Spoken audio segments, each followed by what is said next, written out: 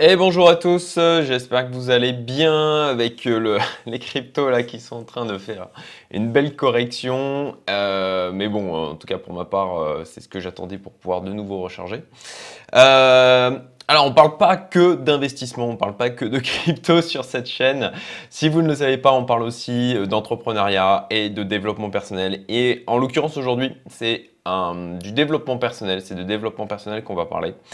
Et je vais en fait parler d'un article que j'ai écrit il y a de ça quelques temps sur pourquoi il faut affronter ses blessures profondes et où je vais parler en fait d'une expérience personnelle. Euh, alors je ne vais pas rentrer dans le détail par pudeur. Néanmoins en fait rien que de revenir sur ce sujet, là quand je faisais le choix en fait de la vidéo ce que j'allais produire aujourd'hui et sur quel article j'allais baser cette vidéo. Très franchement, j'avais absolument pas envie de revenir sur ce sujet et raison de plus du coup pour le faire. Donc alors ce que je voudrais vous partager, c'est l'importance en fait d'affronter ces traumatismes. Pour ma part, il y aura un avant et un après le vendredi 2 octobre 2020 dans ma vie. Ce jour-là, donc, on a fait un atelier qui a eu lieu au sein de la communauté Youmento, qui a été organisé par Cécile Koubada, qui est coach professionnelle certifiée et formatrice, et membre de la communauté Youmento depuis un an. Je vous mettrai le lien vers son site internet si ça vous intéresse. Et vraiment, moi j'ai travaillé plusieurs fois avec elle, elle est vraiment extraordinaire et tous les retours des gens auprès desquels je l'ai recommandé ils m'ont fait des retours qui sont excellents. Ce que je comprends, c'est vraiment quelqu'un d'exceptionnel, voilà, d'exceptionnel clairement. Donc si d'être coaché niveau pro, niveau perso vous intéresse, vraiment je vous invite à prendre contact avec elle. Encore une fois, le lien est dans la description. Ce fut donc une journée d'une puissance en fait incroyable. Pour ma part, on m'aurait dit 24 heures avant que ça aurait cet effet sur moi, je l'aurais clairement pas cru. On était 9 participants, on ne savait pas en fait à quoi s'attendre. Le pitch en une phrase de cette journée, c'était se libérer de nos blessures les plus profondes. Venez avec une plante et une photo de vous. Donc assez mystérieux, un contenu assez secret par rapport à ce jour J. L'autre information dont nous disposions, c'est le genre d'atelier qu'on ne fait qu'une fois dans sa vie. Alors je ne peux pas vous en dévoiler le contenu, car si certains d'entre vous ont la chance de faire cet atelier, je ne veux pas non plus vous dénaturer l'expérience, mais concrètement, la majorité des participants étaient là parce qu'ils faisaient effectivement confiance à Cécile, parce que comme vous l'avez compris, le contenu était assez mystérieux.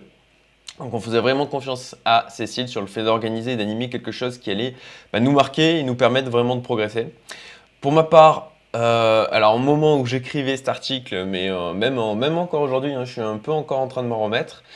C'est vraiment comme si un train m'était passé dessus. Une journée ultra éprouvante, mais ce qui en est ressorti, c'était vraiment très très très positif. Le samedi concrètement, donc ça a eu lieu le vendredi. Le samedi, j'avais vraiment l'impression d'être un lendemain de cuite.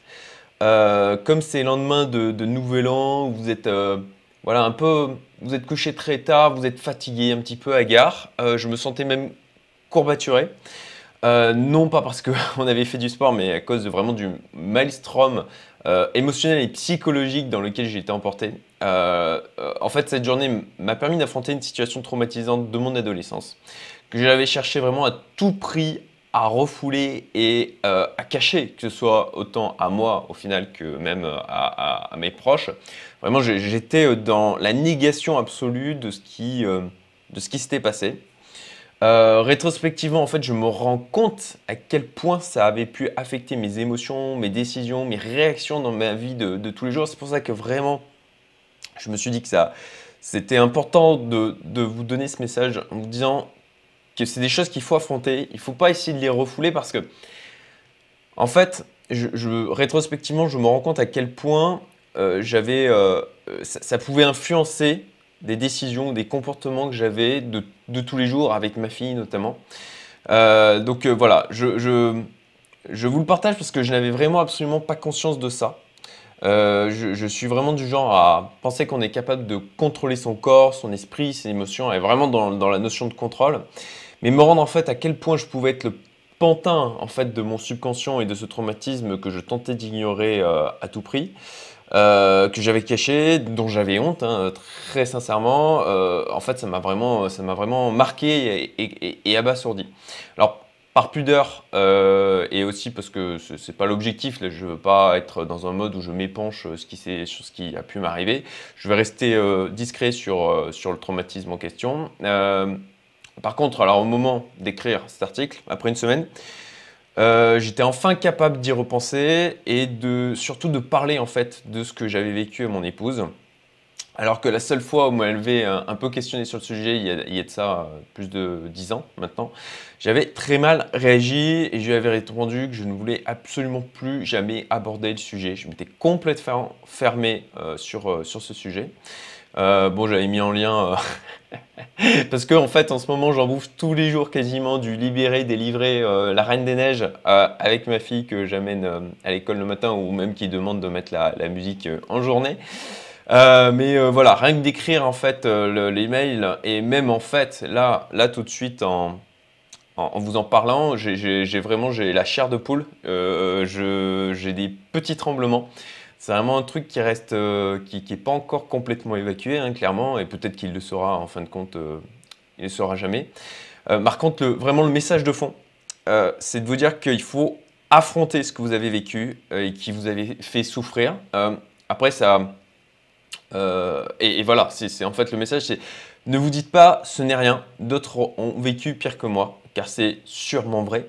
Mais tout ça est entièrement subjectif, il n'en enlève absolument rien à la douleur que vous pouvez ressentir. Pour ma part, c'était aussi un truc que j'avais tendance à faire en disant ouais, mais il y a des gens qui ont connu pire, forcément, tu vas pas.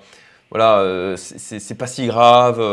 Essayez de comprendre que c'est subjectif et que des événements qui peuvent paraître parfois anodins pour certaines personnes, bah, si pour vous, ça vous a fait souffrir et que ça vous a marqué, bah, il faut l'affronter et il faut essayer d'en parler. Pour ma part, la parole a vraiment eu un effet libérateur, en l'occurrence.